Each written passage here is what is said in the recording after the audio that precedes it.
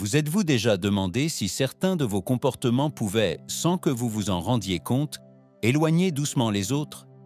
Avec l'âge, nous nous installons dans des habitudes. Certaines sont réconfortantes, parfois même pleines de sagesse.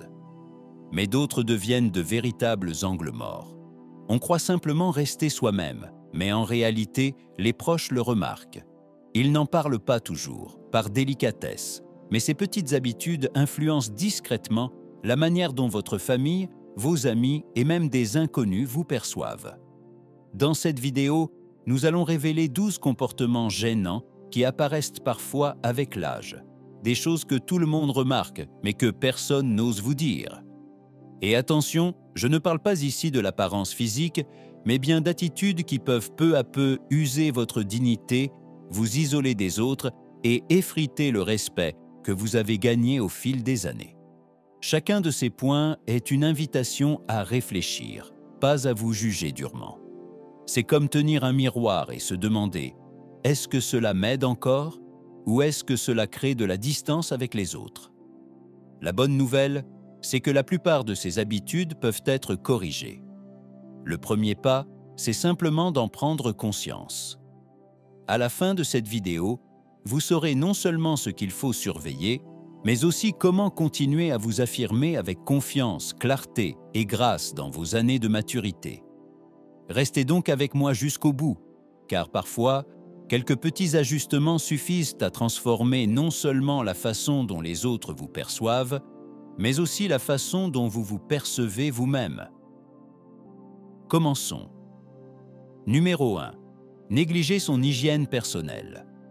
L'une des premières choses que les autres remarquent, mais qu'ils n'osent jamais dire, c'est lorsqu'une personne cesse de prendre soin de son hygiène. Et il ne s'agit pas forcément d'un abandon complet. Ce sont souvent de petites choses. Des vêtements portés 2 ou 3 jours de suite, des cheveux qui ne sont plus coiffés, des ongles trop longs, une légère odeur qui reste après votre passage. Ces détails semblent insignifiants, mais ils en disent long. L'hygiène, ce n'est pas seulement une question de propreté. C'est aussi une manière de montrer comment on se respecte et comment on se présente au monde. Quand on est jeune, ces gestes font naturellement partie du quotidien. Mais avec l'âge, l'énergie diminue, les routines changent et certains finissent par penser « À quoi bon ?» Ce glissement est subtil, mais croyez-moi, les autres le remarquent. Ils ne le diront pas directement, surtout les plus jeunes qui ne veulent pas blesser vos sentiments. Alors, ils s'adaptent. Ils gardent un peu plus de distance. Ils écourtent leurs visites. Ils initient moins souvent les câlins. Et ce qu'ils fuient réellement, ce n'est pas vous, mais le message envoyé par votre manque de soins personnels. Car, même si personne ne le dit, quand on cesse de prendre soin de soi, les autres, inconsciemment, cessent aussi de nous traiter avec la même chaleur, la même proximité, le même respect. Cela ne veut pas dire qu'il faut s'habiller comme un mannequin ou mettre du parfum tous les jours, mais une chemise propre, des cheveux lavés, des ongles soignés, cela change tout. Cela dit au monde, je suis encore là, je compte encore, je me respecte et je vous respecte aussi. La vérité est simple, les gens réagissent d'abord à votre énergie avant même vos paroles. Et l'hygiène est l'un des reflets les plus clairs de cette énergie. En prenant soin de vous, vous envoyez un signal fort. Vous invitez les autres à vous traiter avec tendresse, proximité et dignité. Et ce message-là mérite vraiment d'être transmis. Numéro 2. Parler sans filtre. Avec l'âge, il se passe quelque chose d'assez curieux.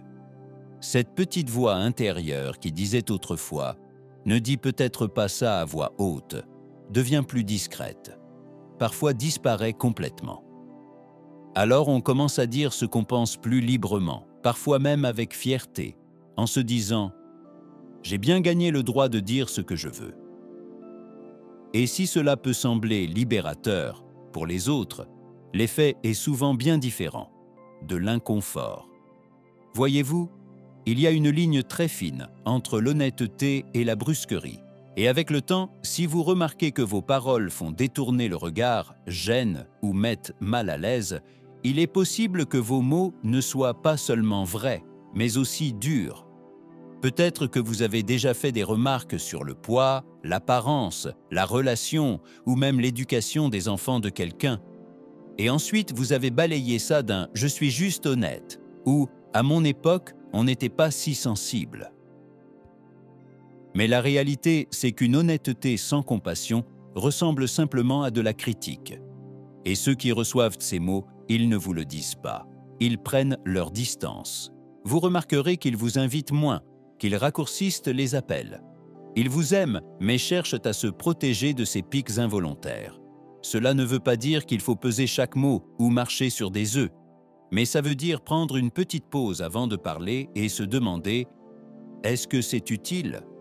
Est-ce que c'est bienveillant ?» Car parfois, ce qui nous semble être « dire notre vérité » n'est en réalité qu'une frustration qui sort brutalement. Une bonne règle à garder en tête, si vous n'aimeriez pas qu'on dise ça à votre petit enfant, alors ne le dites pas à celui des autres. Le bel avantage de vieillir, c'est la sagesse accumulée. Et quand cette sagesse s'exprime avec gentillesse, les gens écoutent, ils respectent, ils s'approchent de vous.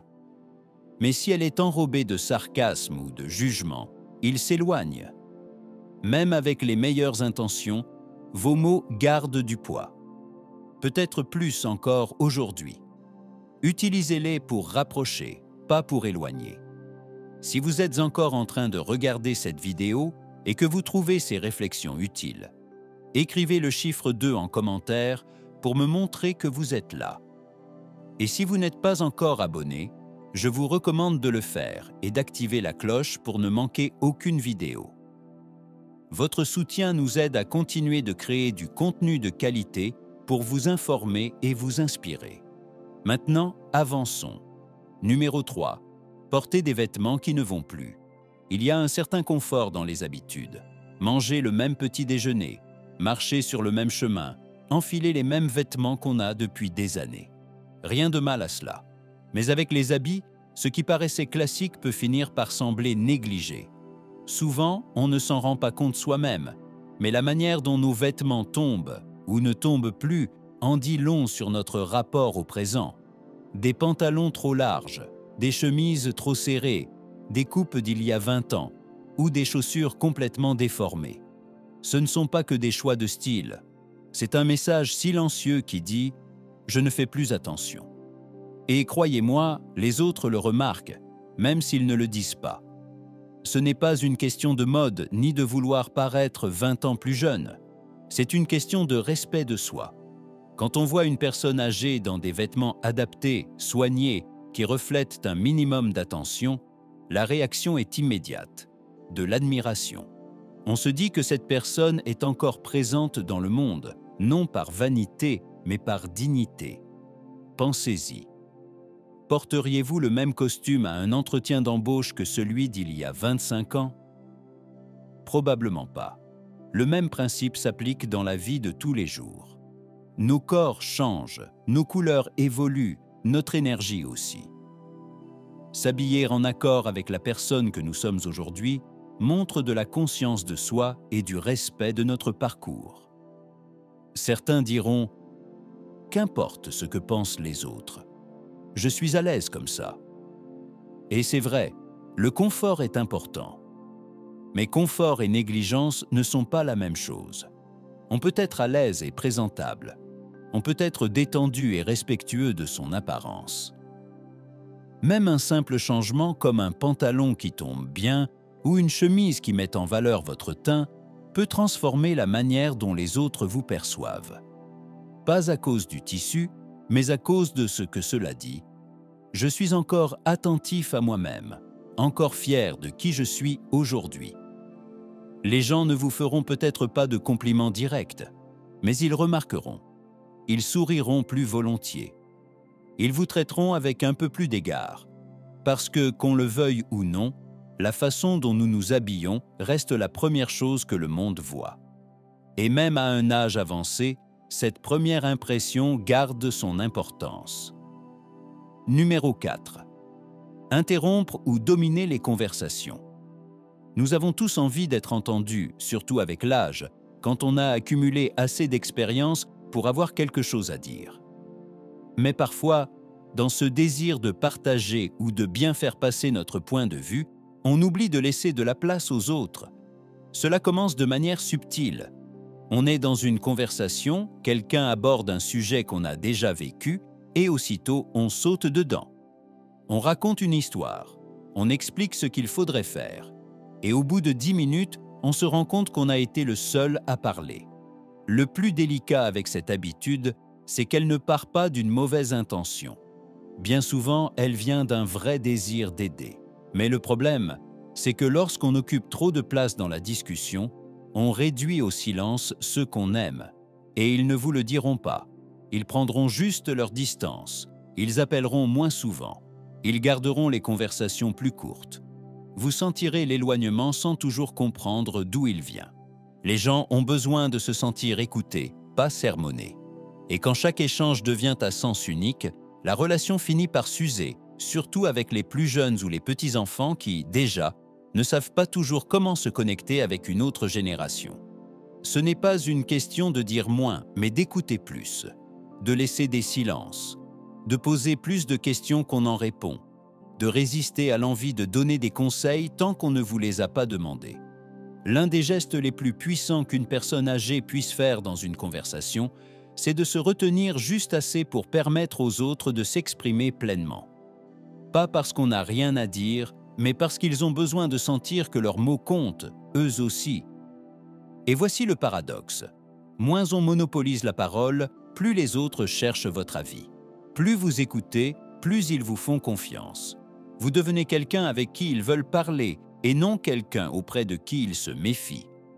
Alors, la prochaine fois que vous êtes en groupe ou même en tête-à-tête, posez-vous la question. Suis-je vraiment en train d'écouter ou est-ce que j'attends juste mon tour pour parler? Ce petit changement de conscience peut tout transformer. Parce que quand une personne se sent écoutée, elle s'ouvre, elle se rapproche. Et elle a envie de revenir vers vous plutôt que d'éviter la prochaine discussion. Si vous êtes encore en train de regarder cette vidéo et que vous trouvez ces réflexions utiles, écrivez le chiffre 4 en commentaire pour me montrer que vous êtes là. Et si vous n'êtes pas encore abonné, je vous recommande de le faire et d'activer la cloche pour ne manquer aucune vidéo. Votre soutien nous aide à continuer de créer du contenu de qualité pour vous informer et vous inspirer. Maintenant, avançons. Numéro 5. Se plaindre des jeunes d'aujourd'hui. Tout commence par une simple remarque. Vous voyez un adolescent collé à son téléphone et vous pensez « À mon époque, on se parlait vraiment ». Vous entendez un trentenaire prendre une décision qui vous déplaît et vous vous dites « Ils ne savent pas ce que c'est, la vraie vie ». Et sans même vous en rendre compte, ces pensées finissent par sortir à voix haute, que ce soit avec des amis, la famille ou même des inconnus. Ce que vous ne réalisez pas, c'est que critiquer sans cesse les jeunes générations envoie un message fort et souvent blessant. Cela dit à vos enfants et petits-enfants que vous n'essayez même pas de les comprendre, que vous êtes restés coincés dans un temps qui n'existe plus. Voici une vérité un peu inconfortable. Chaque génération a toujours trouvé que la suivante manquait de quelque chose. Ce n'est pas nouveau. Mais quand cette critique devient automatique, elle ne vous fait pas paraître sage. Elle vous fait paraître amer. Vous pensez peut-être que ce n'est qu'une blague ou que vous soulignez l'évidence. Mais pour ceux qui vous entendent, surtout les moins de 50 ans, cela sonne comme un rejet. Comme si vous balayiez d'un coup leurs valeurs, leur monde, leur manière de vivre. Et le résultat, c'est qu'ils cessent de se confier. Ils gardent les conversations superficielles. Ils évitent les échanges plus profonds parce qu'ils anticipent le jugement. Même s'ils vous aiment, ils mettent une partie d'eux-mêmes à distance. Cela ne veut pas dire que vous devez approuver tout ce que font les jeunes, ni suivre chaque nouvelle mode. Mais cela veut dire choisir la curiosité plutôt que la critique. Demander au lieu de supposer. Passer de « Ces jeunes aujourd'hui ont la vie facile. Ah, qu'est-ce que ça fait d'essayer de trouver sa place dans ce monde? Ce simple changement ouvre la porte au dialogue, pas à la division. Votre valeur ne vient pas de la comparaison entre hier et aujourd'hui. Elle vient de votre capacité à relier les deux, à tendre la main entre les générations, pas à crier depuis le passé. Et croyez-le ou non, quand les jeunes se sentent respectés par vous, ils écoutent davantage. Ils posent des questions. Ils viennent vers vous, non pas parce qu'ils y sont obligés, mais parce qu'ils le veulent. Vous devenez alors non seulement l'aîné de la pièce, mais aussi celui qu'on admire, en qui on a confiance et vers qui on se tourne. Pas pour des leçons, mais pour une sagesse qui écoute avant de parler. Voilà la vraie influence. Et elle commence quand on laisse tomber le besoin d'avoir toujours raison sur comment c'était avant pour se concentrer sur qui je peux encore être aujourd'hui. Numéro 6. Ignorer les règles de politesse moderne. Il existe une forme de conscience sociale qu'on ne remarque pas toujours, jusqu'au moment où elle disparaît. Parler très fort au téléphone en public, rester collé aux autres dans une file d'attente, ou encore regarder une vidéo sans écouteurs dans une salle d'attente. Ce sont de petites choses, certes, mais elles peuvent avoir un grand impact sur la manière dont les autres vous perçoivent. Il y a quelques décennies, ces comportements passaient plus facilement. Les gens étaient plus tolérants aux conversations bruyantes ou aux attitudes inattendues. Mais les temps changent, les attentes aussi. Et ce qui paraissait inoffensif autrefois met aujourd'hui les autres mal à l'aise, en silence.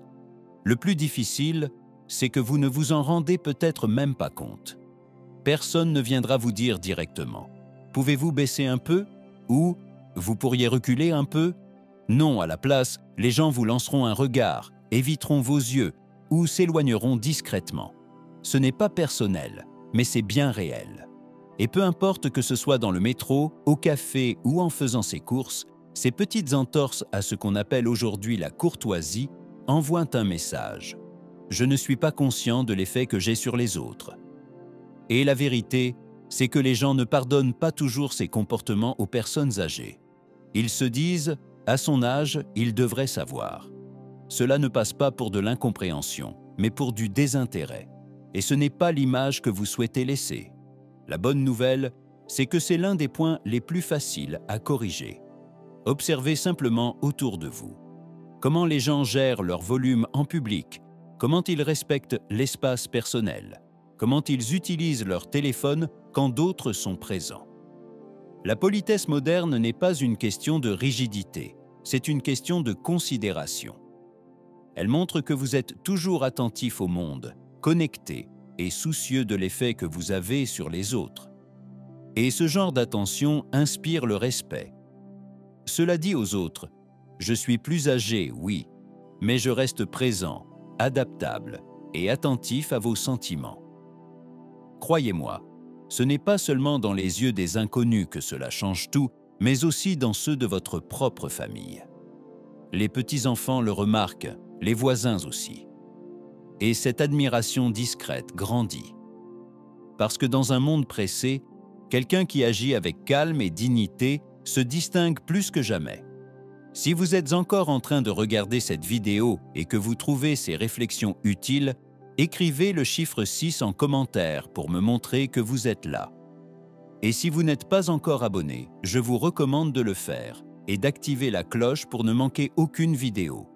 Votre soutien nous aide à continuer de créer du contenu de qualité pour vous informer et vous inspirer. Maintenant, avançons. Numéro 7. Trop parler de ses problèmes de santé. On connaît tous la blague. Dès que quelques seniors se retrouvent, la discussion tourne au concours de celui qui a le genou le plus abîmé, la tension la plus haute ou le plus grand nombre de médicaments alignés dans la salle de bain. Cela peut sembler anodin, voire une manière de partager, mais ramener sans cesse la conversation sur ses soucis de santé finit par fatiguer l'entourage. Tout le monde sait que vieillir apporte son lot de douleurs et de visites médicales. Personne ne vous demande de faire semblant que tout va bien. Mais lorsque chaque discussion revient toujours à ce qui fait mal, au prochain examen ou à la prochaine opération, les autres finissent par avoir l'impression d'être dans une salle d'attente et non dans une relation. Pour les plus jeunes de la famille, cela peut même être oppressant. Ils ne savent pas quoi répondre. Ils se sentent impuissants. Alors, au lieu de se rapprocher, ils prennent leur distance. Vous méritez de l'écoute et de la compassion. Mais quand la santé devient votre seul sujet, le lien change. On passe de la connexion à l'assistanat, de la conversation au constat de plainte. Réfléchissez aux personnes que vous aimez fréquenter. Ce ne sont sûrement pas celles qui vous énumèrent toutes leurs douleurs. Ce sont celles qui restent tournées vers le positif. Celles qui partagent leurs difficultés, oui, mais qui ne les laissent pas envahir chaque moment. Cela ne veut pas dire cacher vos problèmes. Non. Mais choisissez bien vos moments, vos interlocuteurs et surtout l'équilibre. Parlez de ce que vous traversez, mais pensez aussi à demander des nouvelles de l'autre. Racontez le livre que vous lisez, le jardin du voisin, l'oiseau qui chante devant votre fenêtre. Parce que votre vie ne se résume pas à vos analyses médicales. Et vous serez surpris de voir combien vos relations s'allègent lorsque vos discussions ne tournent plus uniquement autour de vos douleurs. Quand vous mettez aussi en avant ce que vous aimez, ce que vous pouvez encore faire, ce qui vous fait sourire, vous ne vous contentez pas de vous sentir mieux, vous aidez aussi les autres à se sentir mieux. Et dans un monde parfois lourd, devenir celui ou celle qui allège l'ambiance, c'est déjà une très belle médecine. Numéro 8. Restez figé dans des croyances dépassées. L'un des changements les plus difficiles à voir en nous-mêmes, surtout en vieillissant, c'est le moment où nos convictions deviennent des murs plutôt que des fenêtres. Nous gardons des idées qui nous ont aidés dans le passé, qui ont guidé notre manière d'élever nos enfants, de travailler, de comprendre le monde. Mais si nous ne faisons pas attention, ces croyances se rigidifient jusqu'à ne plus correspondre au monde d'aujourd'hui. Vous surprenez-vous à dire « c'est comme ça et pas autrement » ou « les jeunes sont trop fragiles maintenant » ou encore « peu importe ce que disent les scientifiques, je sais ce qui est vrai ». Vous vous sentez sûr de vous, mais ce que les autres entendent, c'est surtout de la résistance. La vérité, c'est que le monde a changé et qu'il continue de changer vite. La technologie, la culture, les rôles dans la famille, la santé mentale, la manière de communiquer. Et quand on refuse d'écouter ou d'envisager d'autres points de vue, cela ne sonne pas comme de la sagesse, mais comme de l'entêtement. Les jeunes le remarquent, même s'ils ne le disent pas. Ils se disent simplement « avec elle, lui, je ne peux pas parler de ça ». Et cela, c'est une vraie perte. Car derrière chaque sujet qu'on ne comprend pas au premier abord, il y a une chance de créer un lien. Que ce soit avec une petite fille qui choisit un métier inhabituel ou avec un voisin qui vit différemment, il y a toujours un pont possible quand on choisit la curiosité plutôt que le jugement. S'ouvrir ne veut pas dire renier ses valeurs. Cela veut dire accepter de mettre à jour sa vision sans perdre qui l'on est. Cela veut dire laisser une place aux nouvelles idées, même si on n'adhère pas à toutes. Et il y a une vérité importante. Souvent, la rigidité cache une peur. La peur d'être dépassé. La peur d'être mis de côté. La peur que lâcher une croyance, c'est perdre une partie de soi. Mais votre valeur ne vient pas de votre attachement au passé. Elle vient de votre capacité à rencontrer le présent. Quand vous pouvez dire « je n'y avais jamais pensé comme ça » ou « explique-moi ce que ça veut dire pour toi », vous ouvrez une porte. Et les gens entrent. Ils se sentent en sécurité. Et parfois, vous changez d'avis. Et cette humilité, cette ouverture, c'est ce qui inspire vraiment le respect. Non pas parce que vous aviez toutes les réponses, mais parce que vous êtes resté un étudiant de la vie, même avec vos années. Et ça, c'est rare. Et c'est puissant. Si vous êtes encore en train de regarder cette vidéo et que vous trouvez ces réflexions utiles, écrivez le chiffre 8 en commentaire pour me montrer que vous êtes là. Et si vous n'êtes pas encore abonné, je vous recommande de le faire et d'activer la cloche pour ne manquer aucune vidéo. Votre soutien nous aide à continuer de créer du contenu de qualité pour vous informer et vous inspirer. Maintenant, avançons. Numéro 9. Marcher ou bouger sans conscience de l'espace. En vieillissant, notre rythme change. On ralentit un peu, on devient plus prudent dans ses pas et c'est tout à fait naturel. Mais ce qui arrive souvent sans qu'on s'en rende compte, c'est qu'on oublie de prêter attention à la façon dont nos mouvements affectent les autres. Vous l'avez sûrement déjà vu. Quelqu'un qui bloque tout un rayon au supermarché en laissant son caddie en travers, absorbé par une étiquette. Ou quelqu'un qui s'arrête net dans un passage bondé, perdu dans ses pensées. Ou encore, deux personnes qui discutent et avancent lentement, dérivant peu à peu sur toute la largeur du trottoir. La plupart du temps, ce n'est pas volontaire. On n'essaie pas d'être impoli. On est juste concentré sur ce qu'on fait. Mais pour les gens autour, surtout ceux pressés ou dans des espaces étroits, cela crée des frictions. Et personne ne le dit. Ils soupirent, contournent, jettent un regard rapide et continuent. Mais au fil du temps, ces petits moments s'accumulent et finissent par donner une image, celle de la personne toujours dans le passage, toujours dans les jambes. Soyons clairs, ralentir n'est pas un problème. Ce qui compte, c'est l'attention. On peut avancer doucement tout en respectant l'espace. On peut s'arrêter pour lire sans bloquer le passage. On peut marcher prudemment tout en restant conscient de la circulation autour. Et dans des lieux partagés comme les trottoirs, les centres commerciaux, les aéroports ou même les couloirs d'une église, cette considération envoie un message fort. Je suis encore attentif, je me soucie de la place des autres. Et cela inspire du respect, parce qu'au fond, les gens n'attendent pas de la perfection. Ils espèrent juste un peu de conscience, un peu d'effort, un peu de considération. Et cette présence, discrète mais respectueuse, fait toute la différence. Elle transforme l'image que vous laissez. Non pas celle d'une personne lente, mais celle d'une personne attentive, digne et pleine de grâce. Numéro 10. Faire des blagues qui ne passent plus. Avoir de l'humour est l'une des plus belles choses qu'on puisse garder en vieillissant. Cela allège les moments, apaise les tensions et rapproche les gens. Mais toutes les blagues ne vieillissent pas bien. Certaines, surtout celles qui faisaient rire il y a 20 ou 30 ans, peuvent aujourd'hui mettre les autres mal à l'aise. Peut-être continuez-vous vos petites piques sarcastiques, vos remarques taquines, vos blagues sur l'apparence ou les choix des autres, et souvent, vous les accompagnez d'un sourire ou d'un « je plaisante » ou « allez, faut pas être susceptible ». Mais le monde a changé, les sensibilités aussi. Aujourd'hui, l'humour qui repose sur les différences, les stéréotypes ou les moqueries est beaucoup moins bien perçu, surtout par les plus jeunes. Ils n'oseront pas vous le dire. Ils riront poliment, mais garderont leur distance. Et peu à peu, un mur invisible se crée. Cela ne veut pas dire que vous devez bannir l'humour de votre vie. Bien au contraire. Mais il s'agit de se demander, est-ce drôle parce que c'est malin ou parce que ça rabaisse quelqu'un ? Le meilleur humour, surtout en avançant en âge, est celui qui allège sans blesser. Celui qui inclut au lieu d'exclure. Et croyez-le ou non, rien n'attire plus la sympathie que de savoir rire de soi-même. Cela montre de l'humilité, de la légèreté, une sagesse tranquille.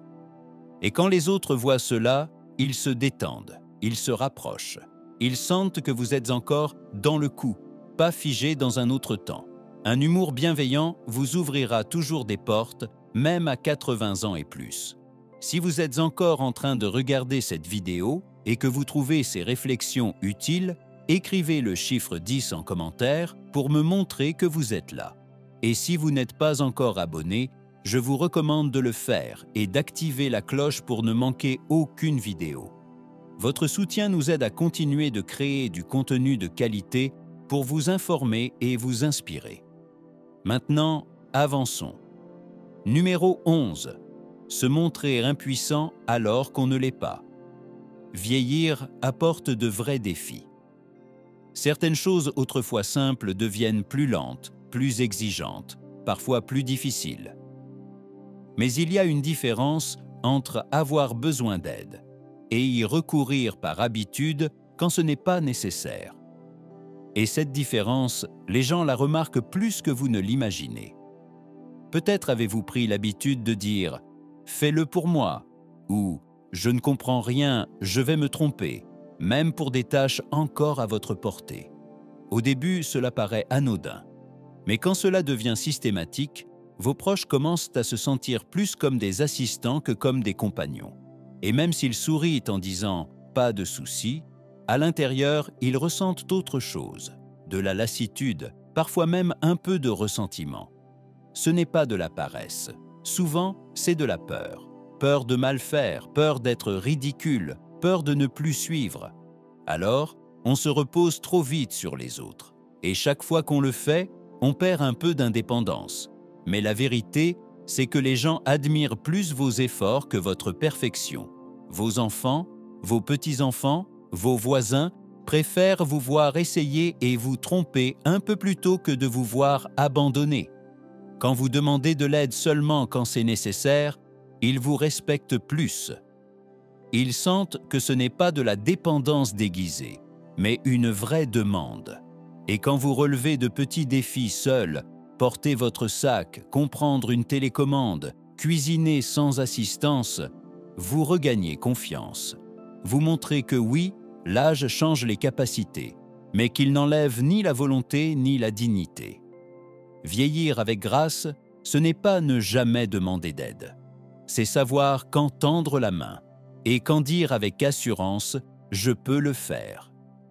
Numéro 12. Prétendre avoir toujours raison. Nous aimons tous sentir que nous avons gagné notre place à la table, surtout après des décennies d'expérience, de choix difficiles et de leçons apprises à la dure. C'est normal qu'avec le temps, beaucoup de personnes âgées aient le sentiment de savoir, d'avoir vu assez de choses pour comprendre comment fonctionne le monde, et souvent, c'est vrai. Mais voilà où cela devient délicat. Quand le besoin d'avoir raison prend le dessus sur le besoin de se connecter, les autres cessent d'écouter. Cela peut se manifester de petites façons. Corriger l'histoire de quelqu'un à table. Insister pour dire que votre méthode est la seule valable. Lever les yeux au ciel devant une nouvelle idée. Balayer l'opinion de quelqu'un d'un « crois-moi, je sais mieux que toi ». Au début, les autres haussent les épaules. Parfois, ils en rient. Mais avec le temps, être en présence de quelqu'un qui doit toujours avoir raison devient épuisant. Alors les conversations profondes disparaissent. On garde ses pensées pour soi. On cesse de vous contredire, non pas parce que vous les avez convaincus, mais parce qu'il est plus simple de rester silencieux. Le plus ironique, c'est que la plupart des aînés ne font pas cela par arrogance, mais pour se sentir en sécurité, pour conserver une forme d'autorité dans un monde qui change vite autour d'eux. Mais lorsque avoir raison devient plus important que la bienveillance ou la curiosité, l'effet est inverse. Être sage, ce n'est pas tout savoir. C'est savoir quand partager son point de vue et quand laisser les autres explorer le leur. C'est avoir confiance en ses opinions, mais rester ouvert. Et voici une vérité que peu osent dire à voix haute. Les personnes que nous admirons le plus ne sont pas celles qui nous corrigent. Ce sont celles qui écoutent, réfléchissent et nous amènent doucement à voir autrement, sans jamais nous forcer. Quand vous arrêtez de chercher à gagner chaque discussion, les gens viennent plus volontiers vers vous. Ils demandent votre avis. Ils apprécient vos conseils. Non pas parce que vous imposez vos mots, mais parce qu'ils portent un poids calme, réfléchi, qui marque les esprits. À la fin, ce qui reste, ce n'est pas combien de fois vous avez eu raison. C'est ce que les gens ont ressenti à vos côtés. Et quand vous laissez de la place pour que les autres soient entendus, respectés et valorisés, votre présence devient un véritable trésor, pas une tolérance. Réflexion finale. Nous venons de parcourir ces 12 comportements. Prenez un moment pour réfléchir, avec douceur, sans jugement. Lesquels se sont installés sans que vous vous en rendiez compte? Lesquels vous ont surpris? Et lesquels vous sentez-vous prêt à changer, même un petit peu? Cette vidéo n'a pas été créée pour critiquer ou faire honte. Elle a été pensée pour vous offrir ce que peu de gens osent donner. Un regard honnête mais bienveillant. Car ces habitudes ne font pas de vous une mauvaise personne. Ce sont seulement des angles morts, des petites choses qui s'installent avec le temps.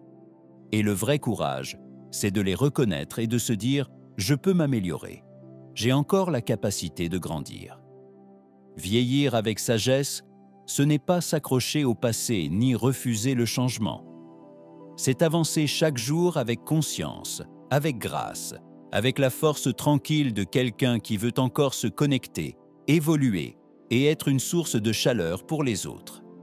Alors, gardez ces signes comme des rappels bienveillants, pas comme une liste de reproches.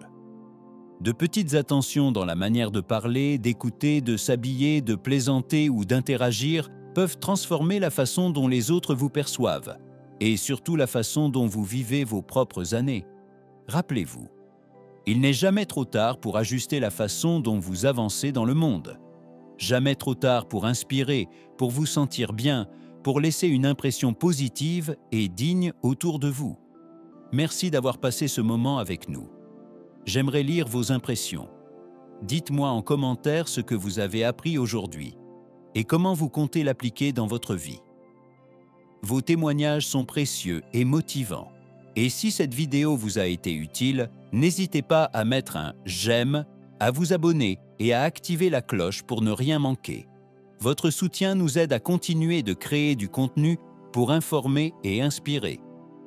Merci d'être là et on se retrouve dans la prochaine vidéo.